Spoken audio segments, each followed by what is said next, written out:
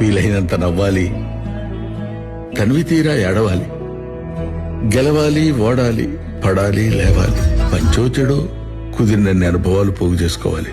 ఎందుకంటే అనుభవాలే జ్ఞాపకాలు, జ్ఞాపకాలే కథలు.